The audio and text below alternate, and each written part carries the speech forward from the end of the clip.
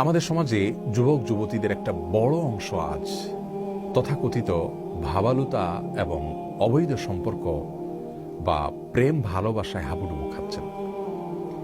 মুসলিমদের সন্তানরা যখন এই হারাম কাজে লিপ্ত হচ্ছেন, শয়তান তাদের কাছে নানা মুখরোচক স্লোগান তুলে ধরছে এবং শয়তান তার শয়তানি বিভিন্ন যুক্তি তুলে ধরছেন। তেমনি একটি যুক্তি অনেক আমাদের যুবক যুবতীদের কাছে শয়তান তুলে ধরেছেন, আর সেটা হলো যে অনেক যুবক যুবতীরা আজকাল মনে করেন যে বিবাহ বহির্ভূত যে অবৈধ সম্পর্ক করা হয়, তথাকথিত প্রেম ভালোবাসা করা হয়, এটার পরে যদি তারা একে অন্যকে বিয়ে করে নেন তাহলে প্রেম ভালোবাসার কারণে তারা যে গুনাহে লিপ্ত হয়েছেন সেটি হালাল হয়ে যাবে।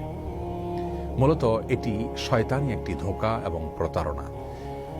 একজন মুসলিমের জন্য আল্লাহ রাব্বুল আলামিনের প্রতিটি নির্দেশকে মানা এবং নিষিদ্ধ বিষয় থেকে দূরে থাকা, এটা তার জন্য